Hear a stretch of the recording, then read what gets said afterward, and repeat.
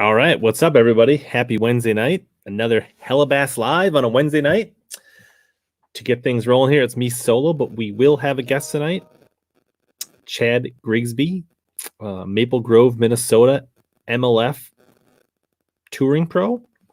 Will be joining us in a little bit. He's just got another obligation wrapping up. He's doing another webinar with St. Croix Rods, and he'll be joining us. But until then, we'll be running solo for the next 10 minutes or so. Who's in the chat? Let me know. Love to hear how the sound and audio is tonight. I'm guessing it's good because it usually is, but always got to check that. I might have some goodies to open a little bit before Chad gets here.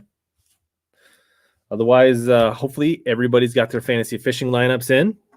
It was a short turnaround this week from Champlain to St. Lawrence. What's up, Doug? Yeah, I'm ready to go fishing. Maybe Sunday. I was out this past Sunday. What's up, Vanessa? Thanks, Lauren. Everybody says it's sounding good, mostly on the old Facebook. Hopefully it's sounding good on YouTube as well. So if you're on YouTube, let me know. Leave a comment. What's everybody been doing? Anybody been out fishing?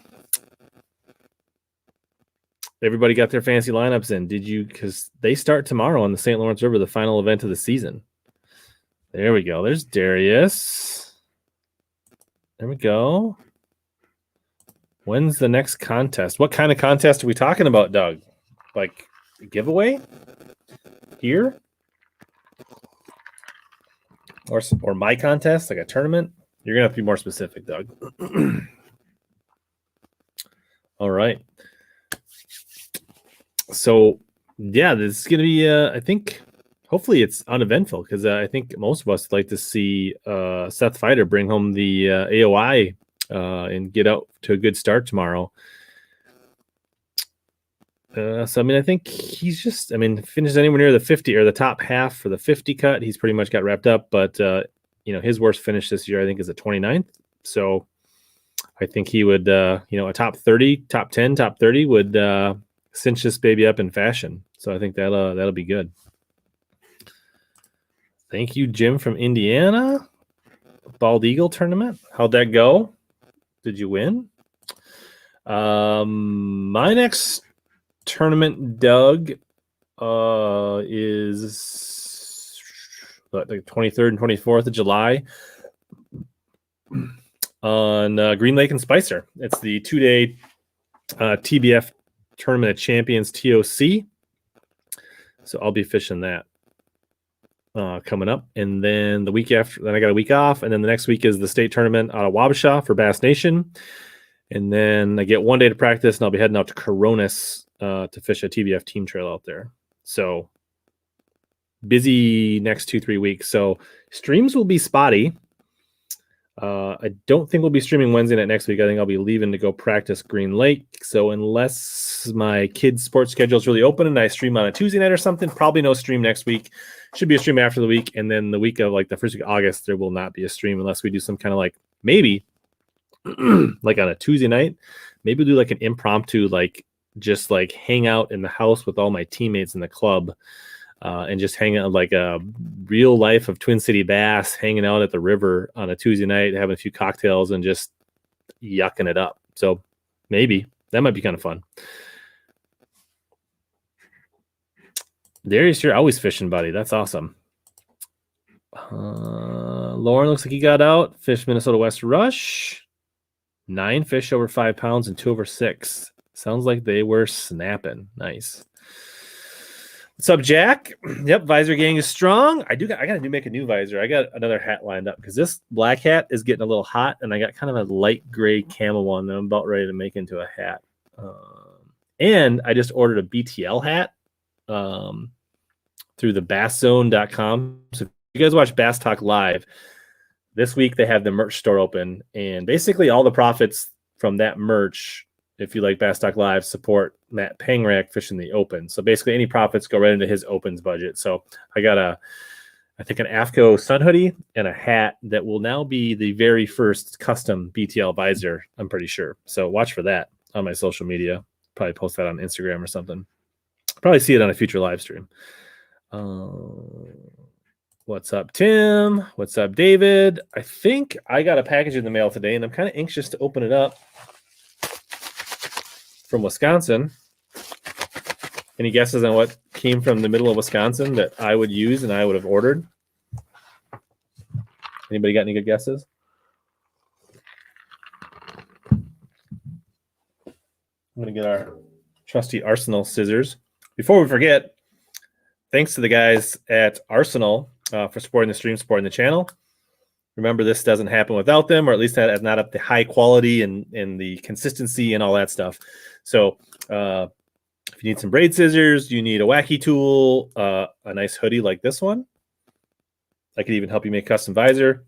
Check out arsenalfishing.com, and you can use code HellaBass15 to save 15%. So, and then you're supporting them, and you're supporting me, and everybody wins. So, see, not hair jigs. I don't think I didn't order hair jigs. There could be hair jigs there. I do have some hair jigs. Chatter chickens, good guess, because Omnia did have a good sale, 20%. I think they're still running off Z-Man Customs 20%. If you let me know in the chat if you want 20% off on Z-Man, sorry, not Customs, jackhammers, I'll put a link in the chat that will bring you right to 20% off Z-Man jackhammers. Let me know. Yes, they are legit. But Doug, you're right. This is Super K. There is some jigs in here, some swim jigs. Chad, nod your head if you want to watch me open super jigs. All right. He's here. He snuck in. What's up, Chad? What's up, buddy? Nice. We thought we were gonna kill some time. I got some swim jigs hand tied from Wisconsin here that I was about to open up. And so we're just gonna do that since we already teased it. So got my battle braid scissors. I keep one here just for like opening. Those are good. Those are good for cutting braid too. Yeah. What's your favorite scissors? The covert, the battle braid, the micro snips, like the micro snips are pretty good.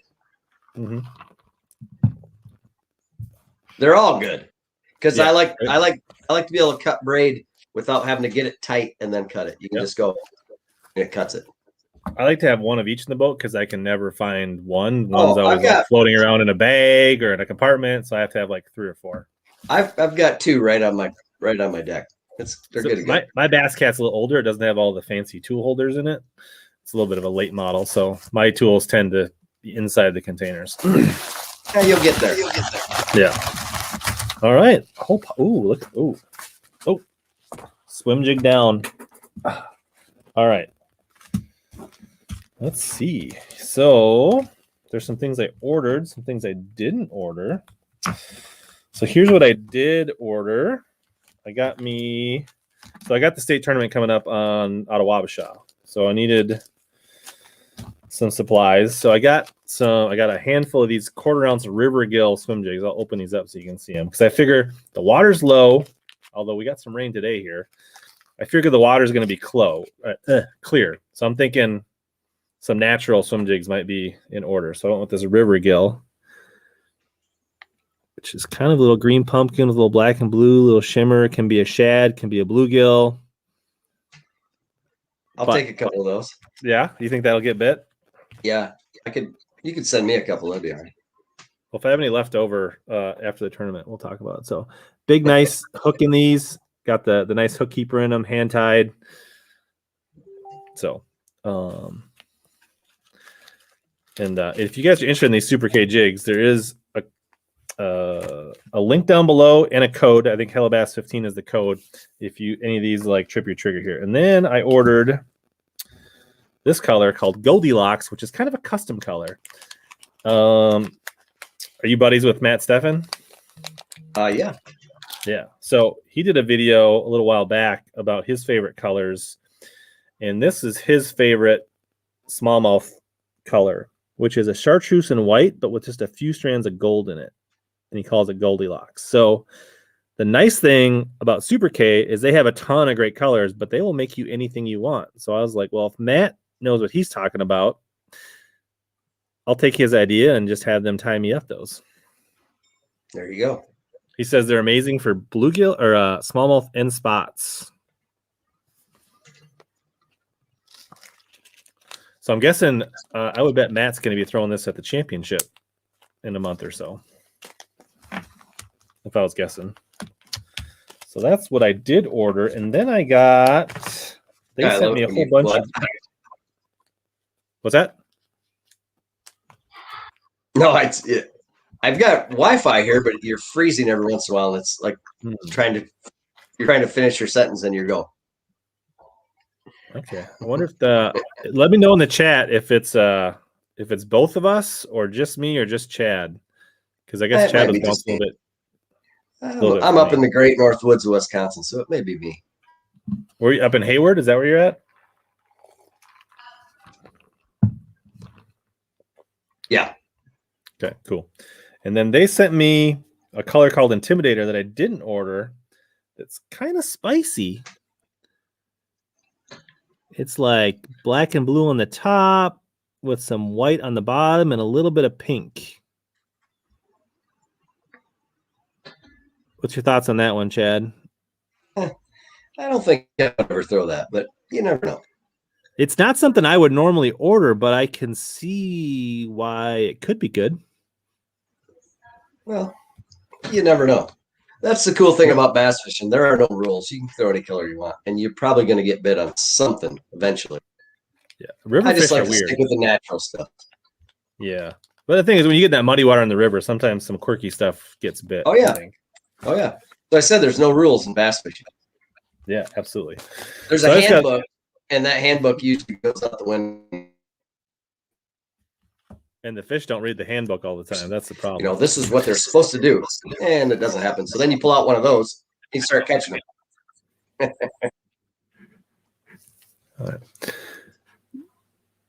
All right. Sounds like it's mostly you, which is probably related to your Wisconsin internet. We'll just have to make sure we pause for a second so we don't talk over each other. Am I supposed to look like you are like? No, I'm just trying to read the chat a little bit. Catching up here. Somebody says they want to know where they get 20% off on jackhammers. I will put the link to Omnia in their sale here in just a second. So, Chad, what are you doing up in Wisconsin? I'd like to know that too. Those are pretty good baits. What are you doing in Wisconsin? What's going on? We're just we have a cabin up here. We're just families up here hanging out for the week before next tournaments start. So just having a good time, hanging out. Cooking some dinner tonight. Grilling? No, we it rained most of the afternoon, so my wife cooked baked ziti. Not bad. All right. Jackhammers 20% off. Follow this link.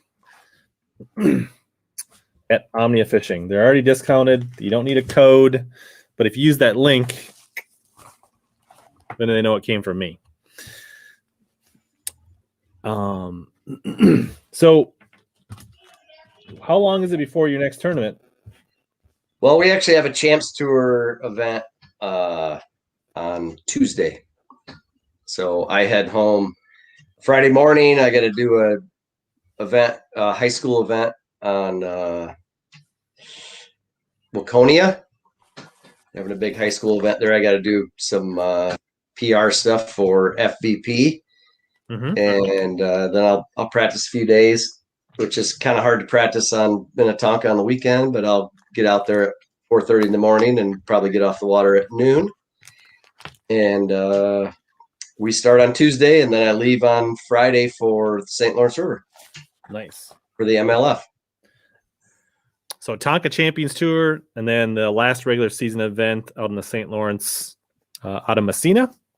Yep, that's correct. Nice. So no, you're not making a trip. Isn't ICAST right in there? So you're not making. If you hear me, that's correct. I can't. I just don't have to. I normally go, and last year obviously we couldn't go, but this year it would be too much. After I'd have to leave like Tuesday night or whatever, and then get back on Friday. It's just, and my sponsors understand. Obligations are they want me out fishing versus sitting in a convention center. Yeah, absolutely. I don't know. I feel like ICAST is a big thing, but I feel like maybe it's becoming a little bit less of a thing. And then after they did it virtual one year, I feel like it might be we not don't really need to do this anymore. Yeah. Like we had a record year last year and there wasn't an ICAST. I think they can see the writing on the wall, huh? Yeah. So I guess I don't know if people are not familiar with Chad Grigsby, but I was looking up some of your stats today. I know you'd been around for a while, but I didn't realize you've been basically an FLW/MFL MLF pro since 2002. Yep. Like so, 2003 was my first full year. I fished 3 events in 02. Mm-hmm. 03 was like my first full-time year and been going ever since. Yeah. Originally from Michigan. Yep. That's correct. And then what year did you move to Maple Grove, Minnesota? In the fall of 04. Okay. I didn't realize it was that early. I didn't realize it was that long ago. I didn't either until I looked it up. And I'm like, man, I've been living here for 17 years. Maybe it just took FLW a while to change your like location, and it looked like you were from Michigan longer. Yeah. Well, I lived there all my life, so. And I guess like so you made 5 FLW Cups in that time. Yep. 1 second place to Cochran, right? On Hamilton. Can't believe he beat me. He actually, like, I was looking at the weights. That's back when they actually reset, right, each day. So like they zeroed out, right? Yeah, it was a bracket format. It was kind of like okay, it was that like one. Sure. You fished against this guy, and then if you beat him, you moved on. If you beat this guy, you moved on, and that's just how it was. I mean, same for everybody. Yeah. And I made it through the brackets, and the last tournament or the last day of the tournament was the final 12. Yeah. And then it was just 0 weights. Top 10. Everyone fishes for $500,000. And he had my check just happened to be $450,000 less than George Cochran's. Yeah. And like I think he had like 9 pounds and you had like 6 pounds. I mean, like it was stingy. Like no, it was tight. Yeah. Actually he broke the double digit. I think he had like 11 something. Okay. And I had 8 or something like that. Sure. It wasn't a lot. And it wasn't a lot the whole tournament. Mm-hmm. Yeah, there was a couple bag 6 and Bobby Lane were against each other. And they had the 2 biggest stringers of the tournament, and one of them had to get knocked out. So Larry ended up moving on and Bobby got kicked out, and they both had they would have been first and second in a normal tournament.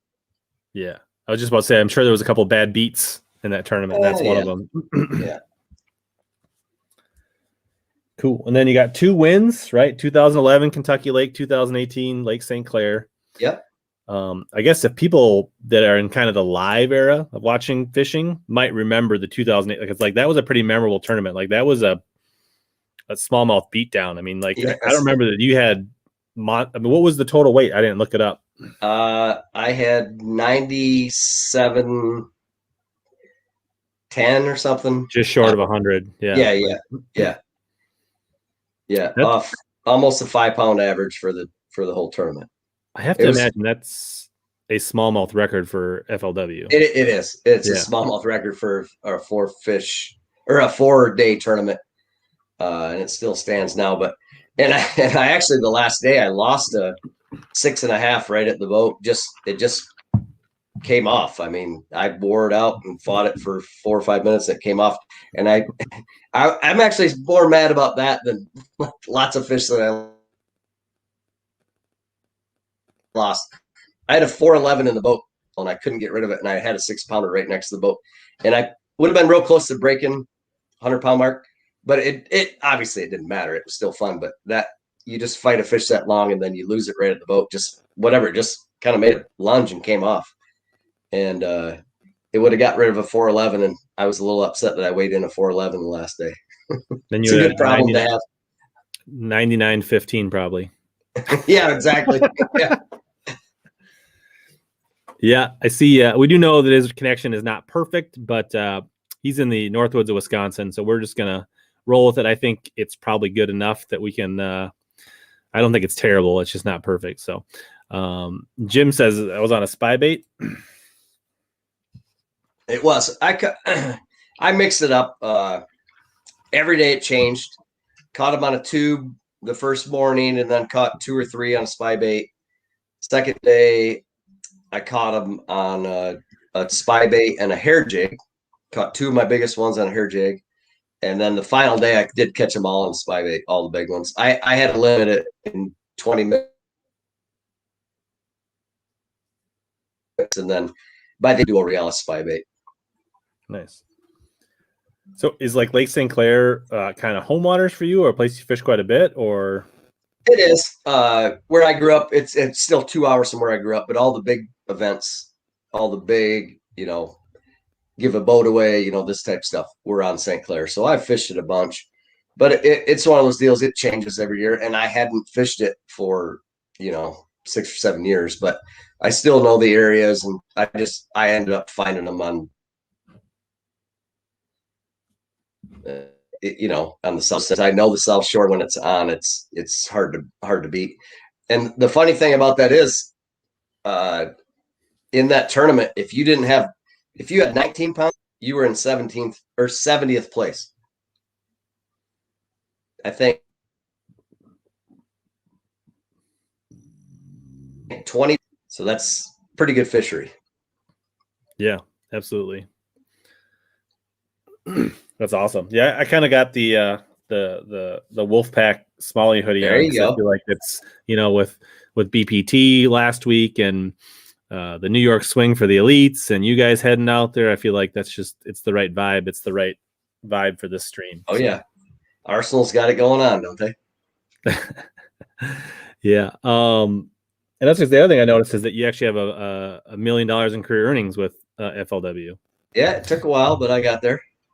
And you always hear like on like the lives, right, in Bass and FLW, they usually kind of celebrate and kind of really, that's a plateau that is kind of a milestone for most professional anglers. For sure. It's hard to get to, but luckily I'm fortunate enough to stick around long enough to get there. And 2 wins doesn't sound like a lot, but man, it's really hard to win against all these guys, and a lot of stuff has to go your way. And I'm just fortunate enough the Kentucky Lake one, it kind of worked out my way. I really wasn't on a whole lot, but I just scrapped it out and made the cut, and then made the next round. And then the last day, the same place I caught fish, 3 previous days, I go there after a big storm, and they were just feeding. I had 24 pounds or whatever in like 30 minutes.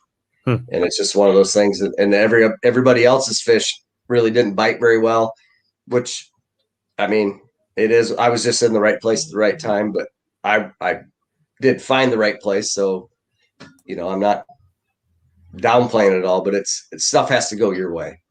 Yeah. That kind of goes to like when they say when it's your time, like you can't avoid it. Yeah. JP wants to know, on your spy bait, are you kind of a straight braid, straight fluoro, braid to fluoro? What's your I do 10-pound braid to 8-pound Seaguard fluorocarbon. And I do a real long leader, and you try to make as long a cast as you can. And then actually at St. Clair, I was fishing in 18, 19 feet of water, and you could see the bait on the graph, and it would be the bait ended at about 10 feet. So I would get just below that just to, be one of those stragglers, and the smallmouth would come up and get it. So I would count it down to 10 or 12, get it down below that, and just barely wind it. And it, when that thing shimmies through the water real slow, they would, they're coming up off the bottom, but, St. Clair, you can see, if it's gin clear or if it's slick calm, you can see in 15 or 16 feet, you can see bottom. So there's no problem with them seeing it. You just had to get below that bait line. I think if you reeled it through that bait, I don't know if they would have seen it very well, but they were just looking for stragglers. That's how it is. Yeah. And I think you would pick up the spy bait when it's slicked off, right? That's right. That is correct. I'd catch them on a tube when it's rough, and then I'd catch them once it would slick off.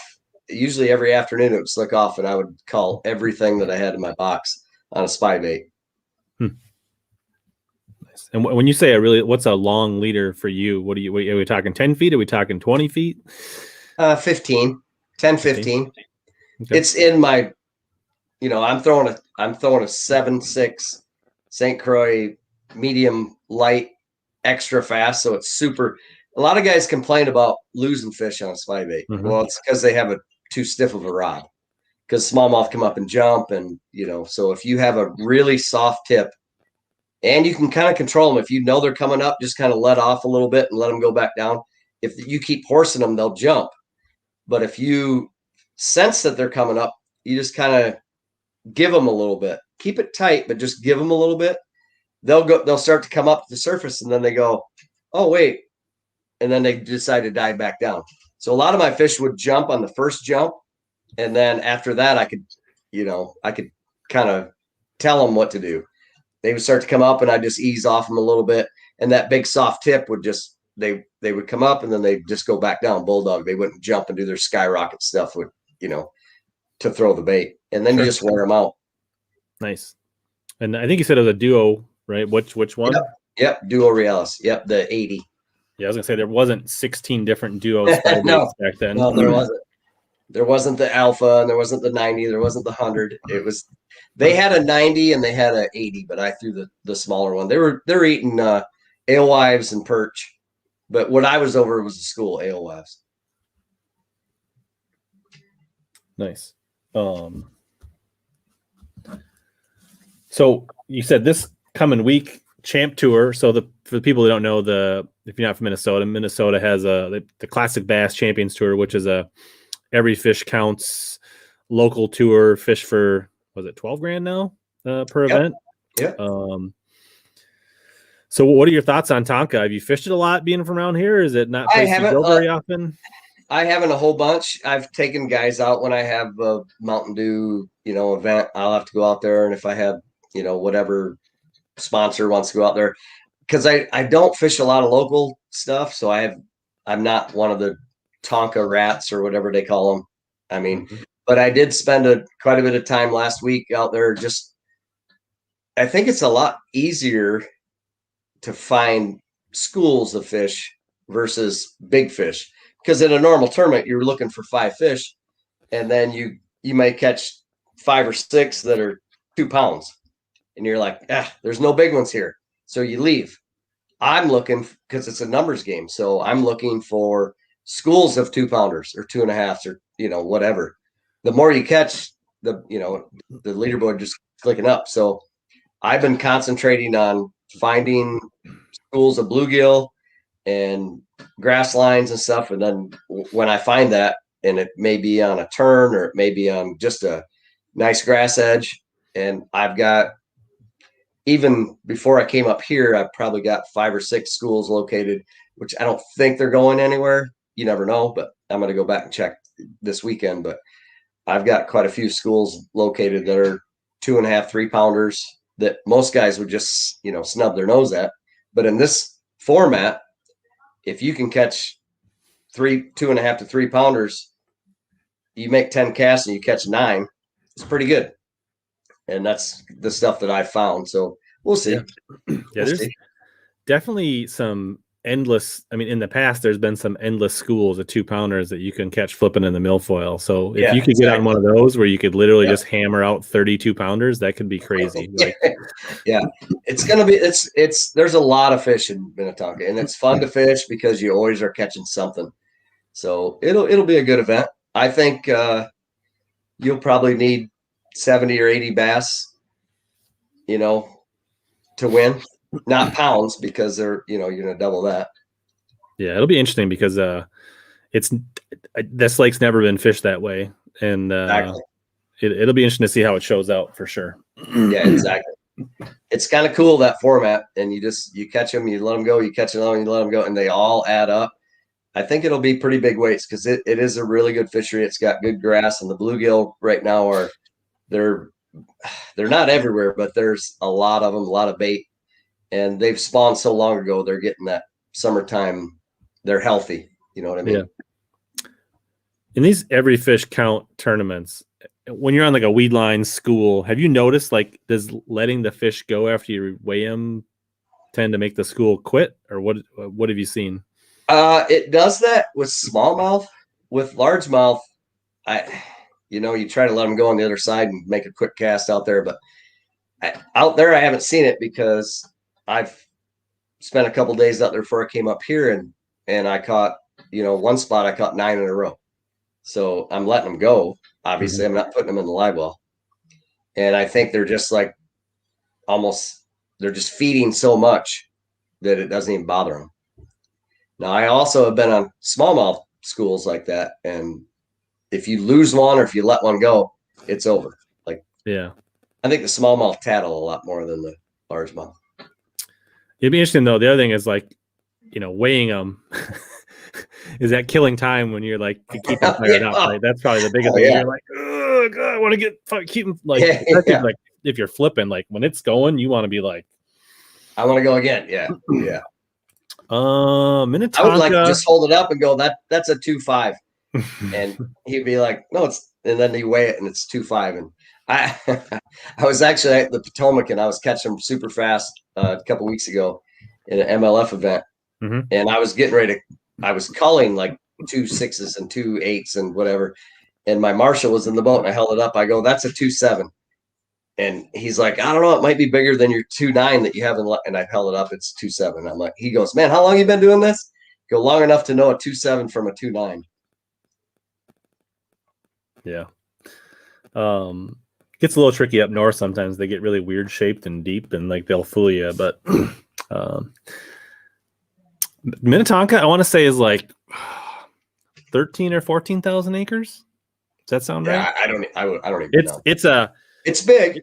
It's a series of connected. It's big, but it's not big, right? Like compared to like lakes that they fish on tour, it's tiny, but it's a series of connected lakes with channels, and it fishes enormous. Like there's almost no dead water. There's almost, you know what I mean? Like you could almost catch a bass almost anywhere, it seems like. Sure. And it's a series of little lakes, basically. That's why it's not overwhelming. Some people go to a big body of water and be like, where do I start? Well, this one, there's only one big area, and all the rest are little canals that go to little lakes. So it's not as overwhelming as going to a big reservoir where you're like, where do I even start?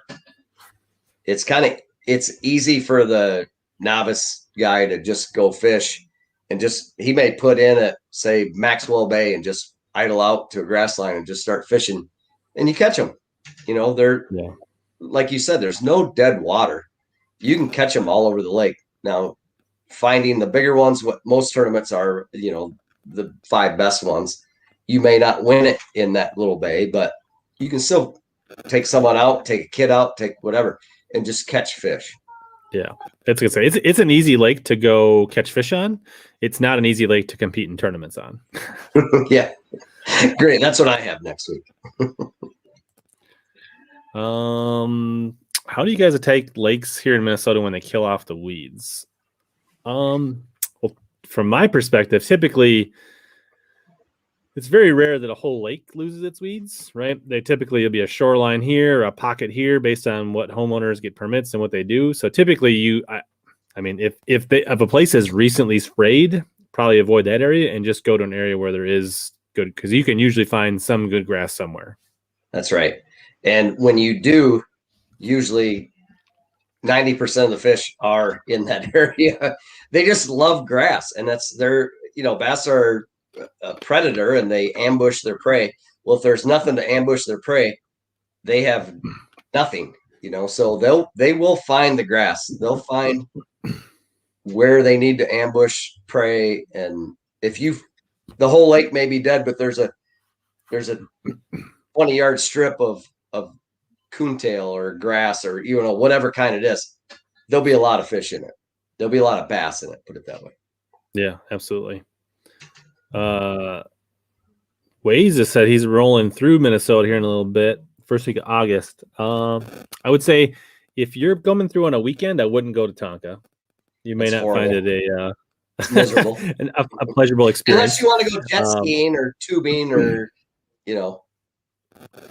So I would say if you're going during the week, Minnetonka's fine. A bay to drop into that would be just a good place to start. Probably Maxwell. That end is a good spot. Maxwell or North Arm is a good spot to drop in. But otherwise, honestly, there are about 100 lakes that I would pick to fish for fun over Tonka. That you're probably going to drive You by. and me both. You would be surprised. You would have a hard time finding a lake that's not good around here, honestly. Yeah, this time of year especially. If you as want, long as they didn't kill all the grass. Yeah, so there's a ton of small lakes that if you're just swinging through for a day are a lot less intimidating. They could be a lot of fun. But if you want to say you went to Tonka and put it on your bucket list, then that's awesome too. It's a great fishery. There's no doubt about it is, that. For sure. But the it can problem be is the jet skis and the pleasure boaters and the everything, wakeboarders, and now we have the surfers that surf behind these great big giant boats that give off 10-foot waves. Those are fun. Those are my favorite. Yeah. I really feel like on some of our smaller lakes that I would think there's got to be a breaking point where they're going to start putting ordinances against those like giant. That's what I think, the same thing, because they're all about the shoreline and all this stuff, and they're making these boats that are putting off a 4-foot wake on purpose, and it's gotta hurt the shoreline. I mean, it has to. Yeah, I mean, I gotta think like on lakes less than 1,000 acres or whatever, Sure. like where you can't literally get out. Like we have so many lakes where like you can't be 200 yards from shore before you're 200 yards from the other side. Yeah. So, Punch Fishing wants to know. He's seen your boat rolling around over in northern Wisconsin. He wants to know a couple favorites not your super sneaky favorites, but like the favorites you talk about. In northern Wisconsin. Yeah. Honestly, when I come up here, we're on Lake Coudray, and I keep the boat here. It's 5,000 acres. It's got plenty of everything: largemouth, smallmouth. Took the girls out bluegill fishing, perch fishing. I honestly don't fish that much. When I come up here, I keep the boat on the water, or it's on the trailer now. We had storms today, so it's in the driveway. But I fish Coudray, and it's just one of those lakes that you can go out and you can catch big largemouth, big smallmouth. You can go bluegill fishing, you go crappie fishing, you go, perch fishing. I really don't have that any other lakes because we're here and it's convenient, and there's still areas on this lake that I haven't even fished yet. So it's a really good lake. And I shouldn't be advertising this because there's really not that many fishermen there are. I'm not saying there's not, but I don't want to advertise it like come up here and everybody put your boat in at Lake Coudray. But I hear there's a lot of good lakes, real close. Grindstone's really good for smallmouth. That's connected to our lake. Stone Lake is really good for smallmouth, and I think for largemouth too. But I've never fished them. Nice. Yeah, I think Punch has got a seasonal camper spot up there in the area. So okay.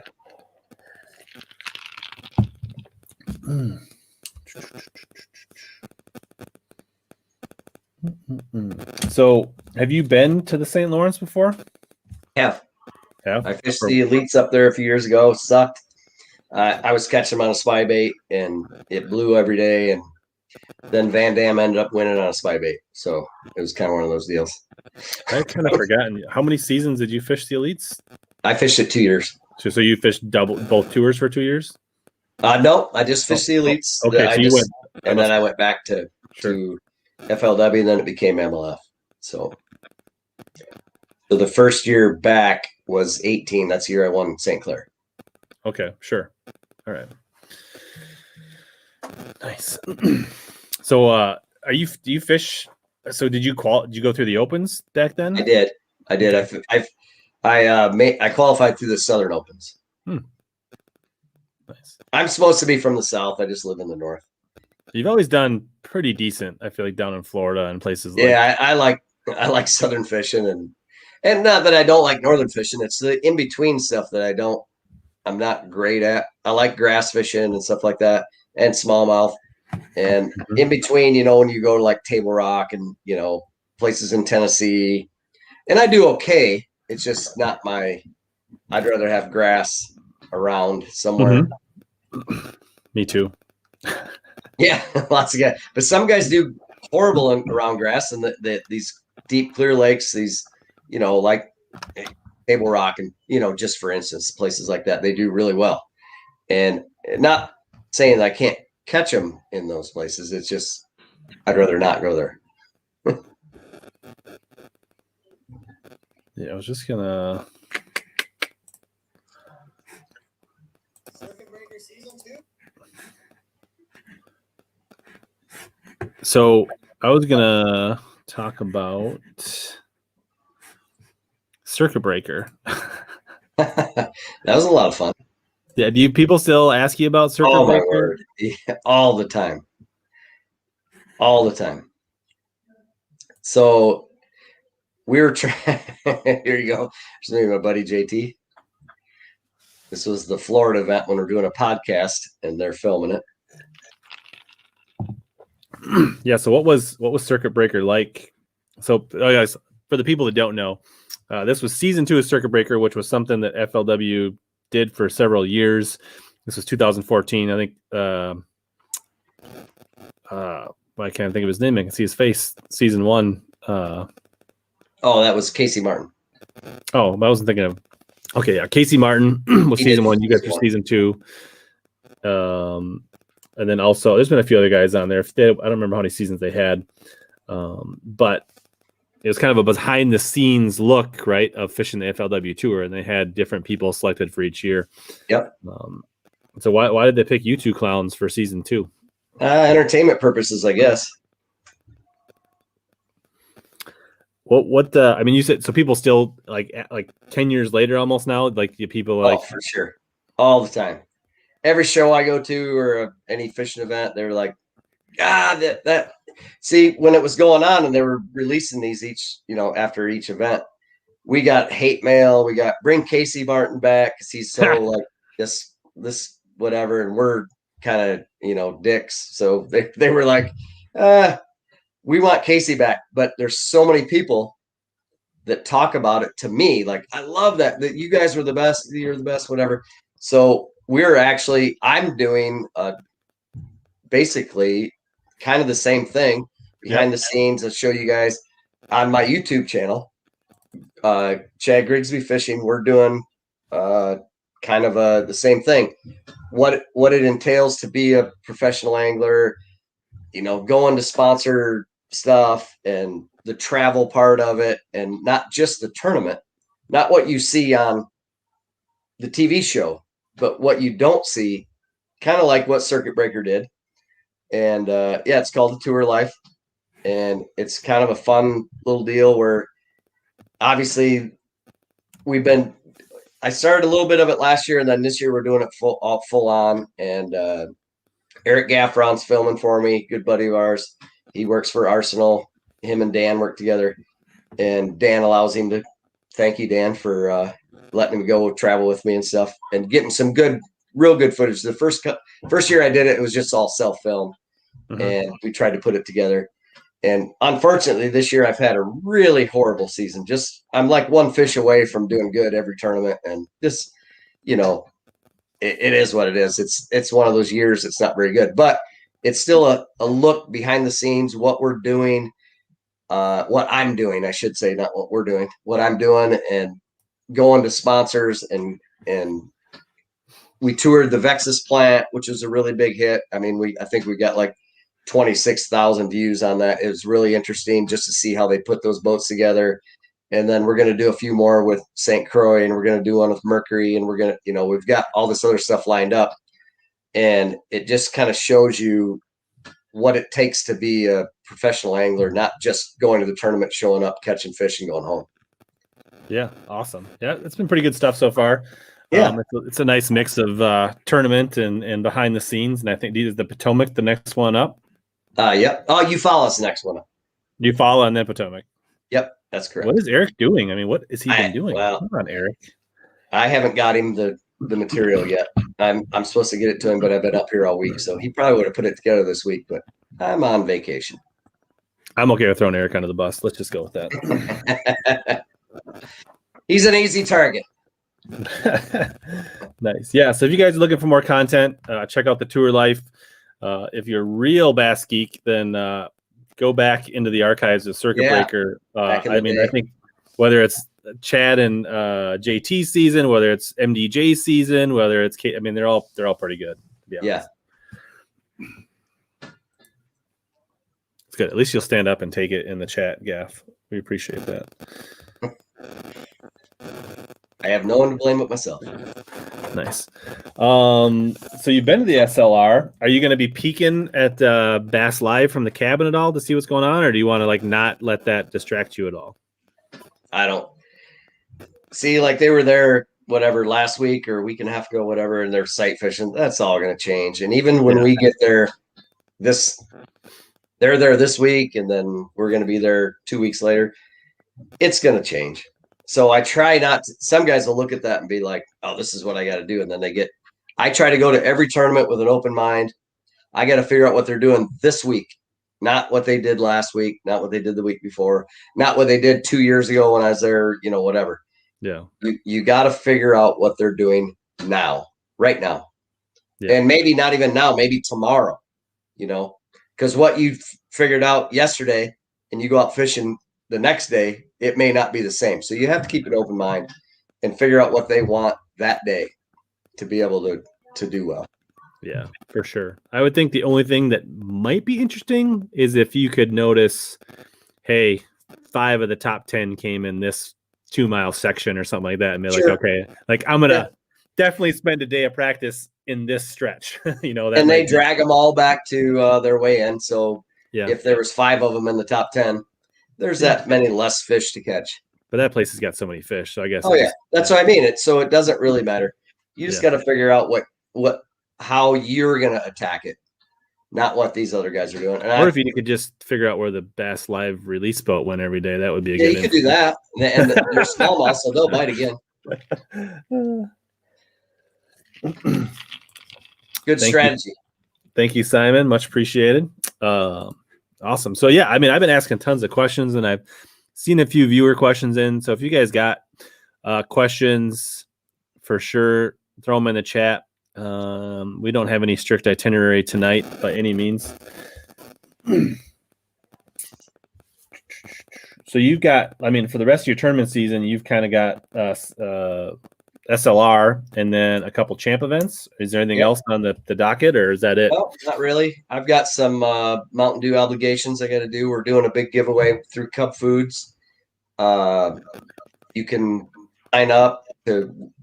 There's 2 things. You can win a boat, and you can win a fishing trip with me, an all-day fishing trip. Which I think we're going on Minnetonka during the week. We're not going on the weekend, but that's with Mountain Dew and Cub Food. That's kind of a fun little deal. So if you win the event, we'll pick out a date, what works for you guys, and go on a fishing trip. You can go on a fishing trip with me. Or you can win a boat, which probably would be better than fishing with me. But can you sign up online, or is that only in store? No, I think I posted it on my all my social media. I think you can actually just text whatever it is on the thing. You don't have to buy anything. You don't have to do it. They'll randomly pick a winner. Looks like Illinois and Minnesota only. Is that what it is? Oh, that's what I saw. Maybe that, I don't know. Yeah, I believe that. I don't think they're flying anyone in, so it's a Twin Cities thing. I'm at 160 Cub Foods around the Twin Cities. Nice. I didn't see your face when I was at Cub earlier today or last night. I must have missed it. Well, you got to look really hard. I did pick up some Diet Mountain Dew, so I should have been close. Oh, there you go. Well, cool. Sign me up. All right. Yeah, so if you're around the Twin Cities area, hit up Cub Foods or check out Chad's social media, get signed up. I'm sure the more signups, the better it looks for everybody. And plus, you can win some cool stuff, and it costs you nothing. And yeah, seems like a good deal. SLR is the abbreviation for St. Lawrence River. Mr. Bushman. Also known as St. Lawrence Seaway, also known as Thousand Islands, also known as probably some other things. Big Fish Factory. Yeah, I assume you guys won't be fishing Canada either, right? Or is there No, any we hope can't. that it will be open by then? No. Okay. I don't think we even see it in the future. Not to my knowledge. Yeah, I haven't heard anything either. I heard like an early interview with an elite pro. They're like, well, maybe on July 5th. And I was like, I don't think that happened. No. We're going to fish it in July. And I don't think they would just go, oh, July 13th or July 28th. It would be a month thing. It'd be like, September 1st you go in, or, October 1. Yeah. Or even if it was like, it's not something they're like, tomorrow we're going to open it. They're going to be like 30 days from now. Yeah, exactly. Right? Yeah. Oh, by the way, tomorrow you can come to Canada. So FVP is your title sponsor. What are they all about? Well, actually, Blackfish is my title sponsor on my boat. Okay, well, I don't know. FVP is like is my title sponsor for my truck. Yeah, okay. That's for my FVP is the title sponsor for my truck, and they're an automotive company, but they are getting into the marine batteries and outdoor battery stuff like ATVs and side by sides, fishing boats, and I got the big 31 series in my boat for the batteries. They make those, and they've made batteries since the 1970s, I believe, for automotive stuff. And now they're starting to realize, well, they're based out of Minnesota. They're based out of Eagan, Minnesota, and they're realizing that there's a big market for fishing, and all of us in Minnesota and Wisconsin and all around, the great North Woods, everyone has a ATV, or they have a boat, or they have a RV, so they're getting in and they're supporting what we do. So we want to support them. Nice. So basically batteries for your boat, any of your outdoor gear, that's kind of their sweet spot. Yeah. That's what I'm promoting is their marine deep cycle batteries. And they're great. I mean, I've ran them for 3 years now, and I honestly went 2 days. I forgot to plug in one day, and I ran them the whole next day, and they're still good. Like just like you plugged it in all night. They're great batteries. So check them out. You can go to FVP Marine, and they sell them in Menards around our area. So everyone has Menards somewhere close to them. That's where they're at. Are they AGM or traditional? AGMs. Okay, cool, nice. And then Blackfish is a clothing. Yeah, they're a great company to work with. Yep, Blackfish. They have sun gear, they have rain gear, they have gloves, they have hats, they have T-shirts, they have buffs, they have all kinds of stuff, and that's basically the Clam Corporation, and they started this company do the rain gear stuff, and now they've expanded to all this other stuff like gloves, fishing gloves, heavy gear gloves, and they understand. They're everyone in that company hunts, fishes, and is in the outdoors, so they know what people need, and they're just supplying what we need to the consumer at a good price. Sun shirts are a big thing. They're just a great company to work for, and they support what we do, and they understand what we do and what we need.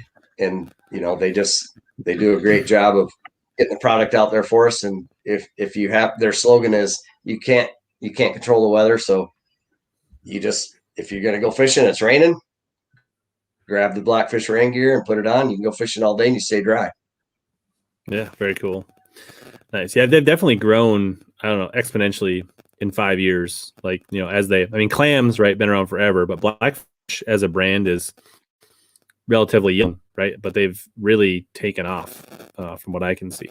Yeah. Oh, very young. Yeah. Yep. Yeah. Well, there's a reason, because when you put out a good product, people recognize it and they buy it. And when they buy it, they tell their friends to buy it. And then that's how it grows. And it is a great product, and check it out. And if, you know, you go online, you can go to blackfishgear.com and you can buy their stuff there, or you can go to any retailers, like whoever has it, and try it on or whatever, if you don't believe it. But just go out in a rainstorm and put that stuff on. You don't sweat in it. And if you do, your sweat goes through the pores. The rain doesn't come back in. So it's got the technology where when you sweat, it comes out and you don't just drench yourself, but the rain can't come back in. Nice. Darius wants to know event technology. It's what the government uses, actually. Nice. Darius wants to know they have a lightweight suit, and I guess what's the lightweight suit called? They do have a lightweight suit. I don't know the exact name, but they're actually coming out with. It's coming out here next month, maybe at ICAST. It's a really lightweight suit, but one of the ones I use is a lightweight suit. It's not really insulated that much, but I put, you know, all their stuff under me. But they are coming out with a really light one at ICAST. I don't know. I don't even know if they've named it yet. And maybe they have. I don't know. I feel bad not knowing the name of it, but they are coming out with a new one that's super lightweight, and it's supposed to be. I haven't seen it yet. We have a meeting, so I'm sure they're gonna unveil it there.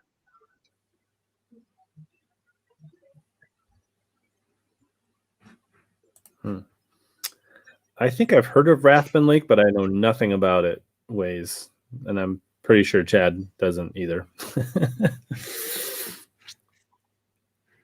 I have not heard of that one. It's a very controversial question here. Better show day 5 or circuit breaker?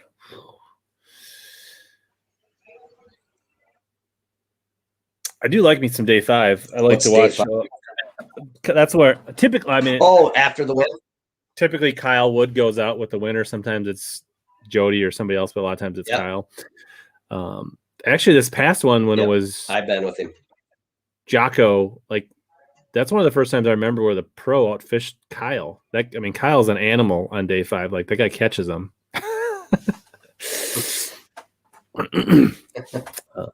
I think day 5 because it's still around. I guess that's the answer. Would say, yeah, day 5. It has to be. Circuit breaker died years ago, but our season was pretty good. Yeah, they must just not have saw the return because I mean, obviously, it's not. You know, day 5 is a much less expensive endeavor to produce than circuit breaker. It's also not FLW anymore, and that's who ran it. When they sold the MLF, that kind of went away, and it was one of those things. Yeah, but were they even doing it 2 years ago? Was there a circuit breaker? I feel like circuit breaker died before the acquisition, but it's not cheap. It was good, but it was a big investment on FLW's behalf to put that on because you basically had a couple crew people, right? Like it was how many people followed you and JT around? What was that crew? What did it look like? Oh yeah, three people. Guys followed us around. One film guy, and then he always said, and that was his job. And then he had to produce it, and it was an investment. It was. Yeah. So you had at the time it wasn't fun to do. It wasn't fun at all because you had this guy following you around. You couldn't, you wanted to get your tackle done. You wanted to do this. Oh no, we got to go do this. We got to go do this. But then the final results was it was kind of cool when we got to it. Yeah, but I think so. You think of, it was like 6 regular season events, right? Yeah, give or take. So basically 6 full weeks of a 3-man crew on site taking content, and then probably like a week ahead of time doing some of the backstory stuff and kind of right, and then if you make the championship, that's another week, right? And then those are pretty highly produced. I would guess each one of those had 20 to 40 hours of editing into them, but for a single, a person. So it's for sure a big budget operation. Yep. What's up, Sean? I'm guessing somebody else's live stream ended and you finally showed up here, Sean. So that's good. Let's We know we've made it when Sean shows up for live. That means he's like a YouTube live connoisseur. So when he shows up in your stream, it means you made something. So I'm on my way. Finally made it in the big leagues. So Sean, you'll have to roll over to Chad Grigsby's channel and check out the tour life and leave a comment and let him know how he ranks in the pantheon of content.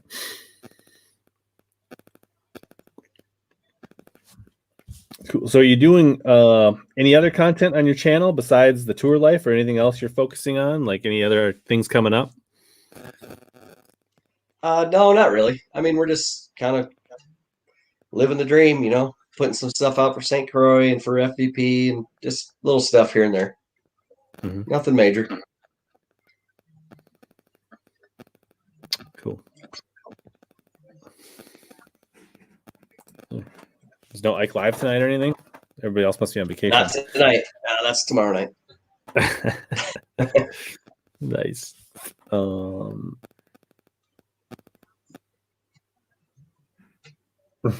Nice. So, what I mean on the St. Lawrence, like, what is your? I mean, obviously going with an open mind, but if you could catch them the way you wanted to catch them, like, are you like want to catch them deep, drifting? Do you like to find those shallow fish? Like, what kind of like what wave your magic wand? Like, what would your preferred way to be catching them on the St. Lawrence? It'd be spy bait one, hair jig, tube, and a shallow running crankbait. I'd like to find them on shallow flats. Sure. Just up feeding them big ones that are super aggressive, not where you got to do drift lines and stay on the contour and do a drop shot 30 feet. I would prefer to do shallow stuff. I mean, 8 to 10, stuff like that. Yeah, which is shallow there. Like that's. Like that can be sight fishing shallow there. So you want to see like relatively calm conditions and high sun, probably. I would love that. Yeah, that's my favorite way to fish.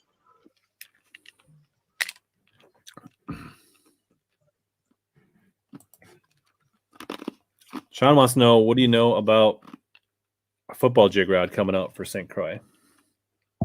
Ooh, I don't know anything about it. Is there one coming out that I need to know about? Uh-oh. Exposed. There might be one. They are coming out with a bunch of another victories? like 10 or 12 victory series at ICAST. So yeah, they're coming out with like 10 or 12 more at ICAST. So there may be a football jig rod involved in that. Yeah. You just switched to Vexus this year, is that right? Yep. Yeah. So T Chang wants to know what boat I've ever been in. Nice. And you came from Ranger before that? Yep. I started with Stratus, and then Stratus got bought out by Ranger, and then they basically switched me to Ranger. And Ranger's a good boat, and then they got bought out by Johnny Morris, and then it kind of, I'm not talking bad about anything, but it just wasn't going the right direction, and this Vexus opportunity came up. And I know all the guys from the old Ranger days, and they're running Vexus, and they're building a boat that is 10 times better than any boat I've ever been in. And if you want to go to a dealer and do a test drive, or if you want to come to my house, I'll give you a test drive. It's like, it's night and day.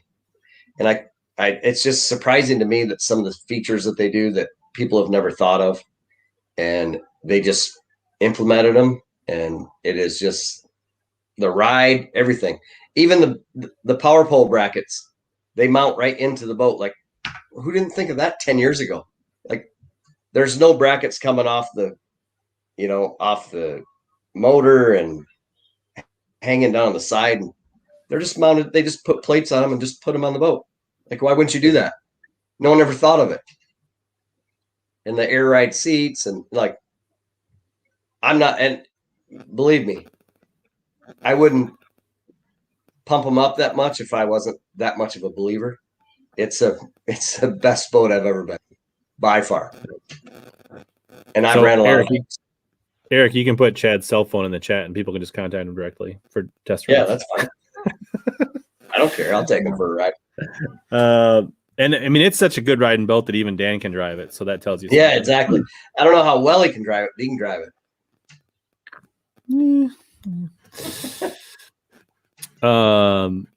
Yeah, that's, I mean, you must get asked about Uncle Shaw all the time, right? I've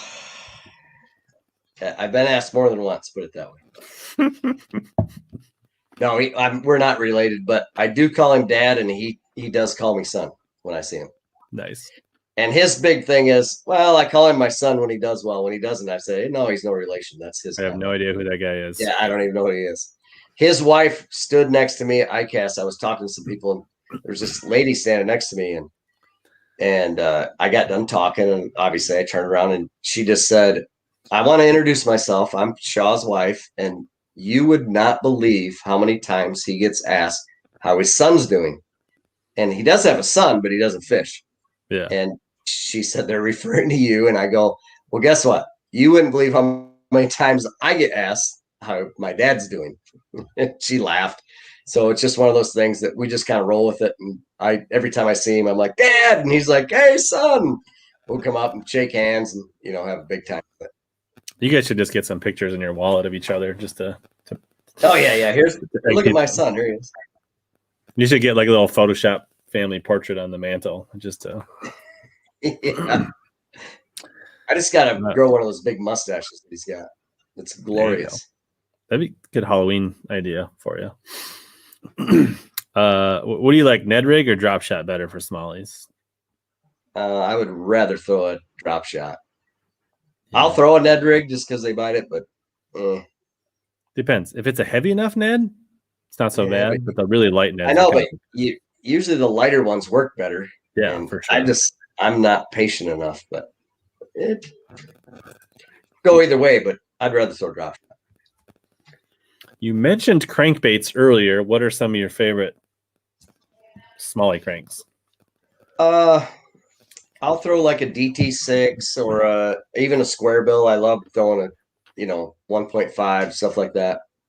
And we actually had a champs tour on the Mississippi River, and I caught a ton of fish on a 1.5 just on this shallow bar that came out. And then the next bar that I went to was a little deeper, so I threw a DT6. And then the next, we cut it off at lunchtime. Then you go to the other section of the river, and I caught him in the grass, little holes in the grass on a DT6, and it was just like every other cast. Those are my two favorites: 1.5 and a DT6. Are you excited? I'll throw a DT4 a little bit. Are you excited about the DT8 that's coming out? No, not really. No. It's basically the DT6 not body. Saying I won't throw it. No. Yeah, they got a pretty good thing going with the DT6. I like it. Yeah, it's basically a 6 that will dive closer to the 10, same body as a 6, so could be good. No, I love the DT6. I probably caught, I'm not a huge crankbait guy, but I probably caught 5x bass on a DT6 than any other crankbait I own. Sure.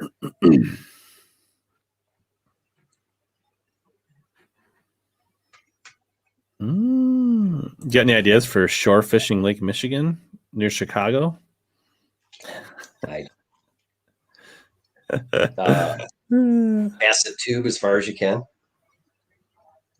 Maybe with a St. Croix surf rod or something. Kind of jig it back. There you go. What do you like to throw line size for those cranks? I usually throw 12. I'm pretty straight across the board, ain't deep. I might throw 10 on the square bill, but 12 is pretty standard for even the one I won at Kentucky Lake, and I caught them on a 6XD, and I caught them on 12, and that's just because it gets it down deeper. Mm-hmm. Floral, straight floral. Yeah. But with the big St. Croix limber rod, you're not going to break 12. I mean, unless there's a lot of mussels and zebra mussels and stuff that they're getting in. 12's pretty. I throw Seagar, and it's pretty sturdy with the big bend of a St. Croix. It's not like you're setting the hook on a flipping stick or anything. kind of leaning into them, and they hook themselves. Assuming you're talking about seeing them on their sonar and dropping on them, assuming that you're close to 20 feet deep or more, I feel like when you start to get under 20, unless you're on a lake where the fish are really dumb, it doesn't work super great. Back in the heyday, I dropped on smallies in 8 to 9 feet on Mille Lacs, and you could catch them, but they've been dropped on and they've seen so much sonar that doesn't work very much anymore. But I don't know what. It seems pretty straightforward. I can't think of a tip necessarily other than just like really dropping right down your trolling motor to stay in that cone. But any thoughts? Well, that's why they have Garmin Live Scope, Yeah. where you can look out. Assuming you don't have Live Scope. Well, you got your work cut out for you.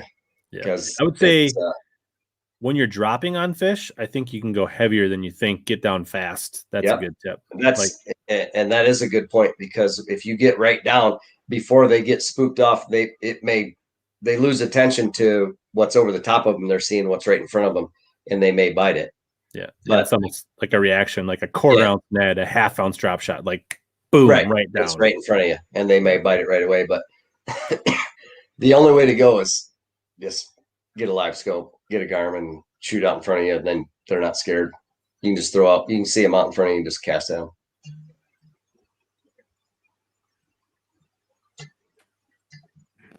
All right.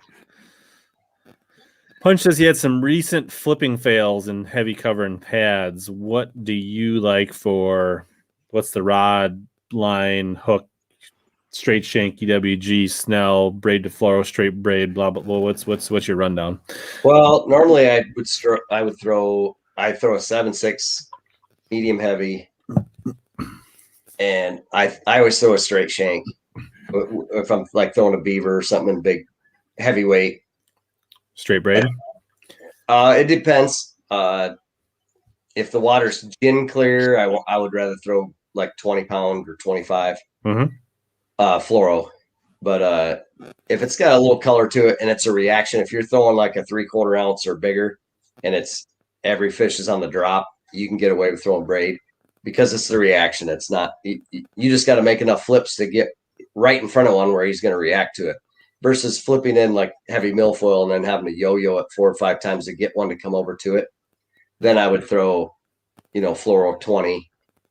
I mean, that's just what I would do. But if it's stingy and it's a reaction bite, I would throw braid, and you get them out of the grass better. Fluoro is harder to get them out of the grass because it doesn't cut it as well. But if you don't get the bite, you're not. It doesn't matter. You're not going to get them out anyway. So fish whatever you can do to get the bite, and then worry about getting them in after you get the bite. And are you a Snell knot guy on this straight shank? Yeah, I do. Yeah. Not always, but it's if I'm going to throw a heavyweight like a 1 or an ounce and a half or something, I'll do a Snell. But the other thing is, if you're flipping along and you're not getting any bites with braid, switch to fluoro, and you gotta figure it out. Like I said, there's no handbook here. You gotta figure it out. So, and if you can't get them in with fluoro, try braid, and if it's a reaction bite, then you might be able to get them in better with braid. Yeah. Nice. Yeah. It's okay to hate Ned rigs. It is. It's a natural thing. Better dead than Ned. Well, I'm not above it. I mean, if we got to cash a check, and that's that's right. I'm throwing one. Believe me. Yeah. Suckers in the boat. Teardrop or cylinder for drop shot? I do a cylinder one. Mostly. This is the one I use right here. It's kind of an elongated combo, kind of a hybrid. Yeah, that is. Man, you're high tech there. Yeah. This comes to the grass better. And you don't get when you're reeling it in, it doesn't like spin. Yeah. I like the ones with the loop on them too, where you tie it versus the little pinch. Yeah. Well, I got the pinch and then I tie it after the pinch. Yeah. What I end up doing is like the old pinch ones, I end up taking a hook and like opening up and then just tying it on. So yeah, that's right. Now I've got these that just have a little loop swivel on them, little loop. Yep. Just tie them. A little easier. Yeah.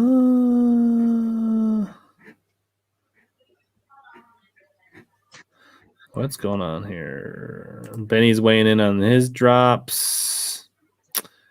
Yeah, I mean, some of that stuff, there are applications where, I mean, I think kind of a cylinder or elongated teardrop is kind of the best all around. But if you really want to get technical, you can carry multiple styles, and some of them do better in certain applications. But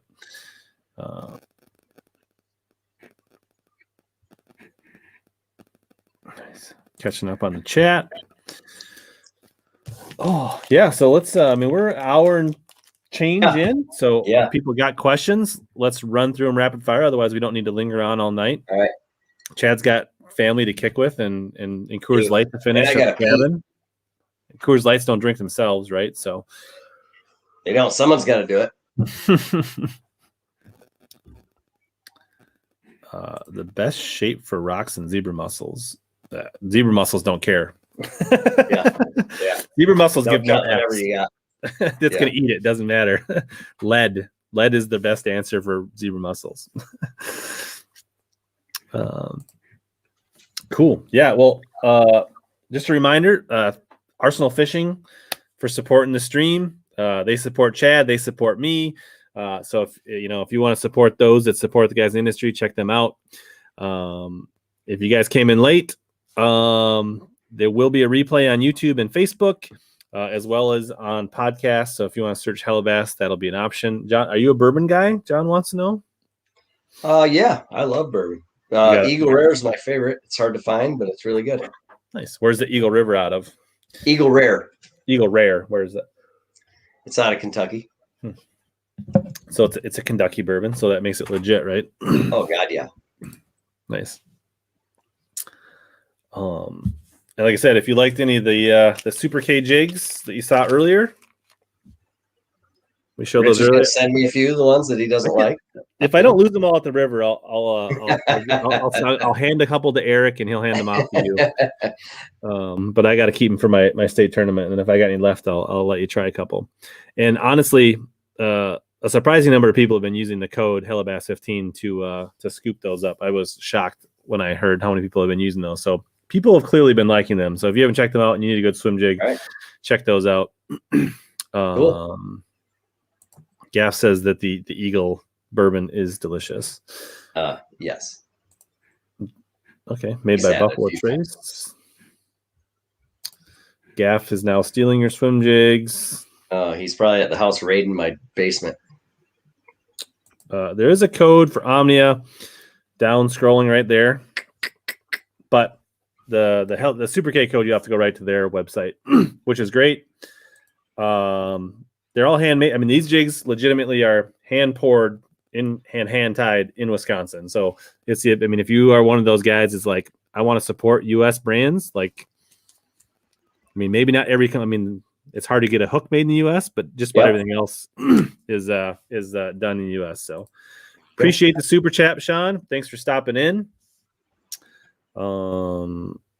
Awesome, much appreciated. You don't have to do that. Daff says he needs some drop shot baits. I don't know who he's talking to. Can't help you there. You can just come in my basement and grab some worms, I guess. Yeah. What's up, Bassmaster Matt? Nice you could join us. Anything else we didn't cover? Is there anything else you want to shout out? Anybody else you want to talk about? Eagle Rare isn't too spendy either. It's about $40 for a fifth. It's pretty good stuff if you can find it. Yeah. Is there anything else you wanted to talk about? No, or anything else you want to think? Or you just want to hit the can? I think we did it. I think we did a phenomenal job. You nailed it, buddy. Nice. Yeah, appreciate it. Well, good luck at Tonka. Good luck at St. Lawrence.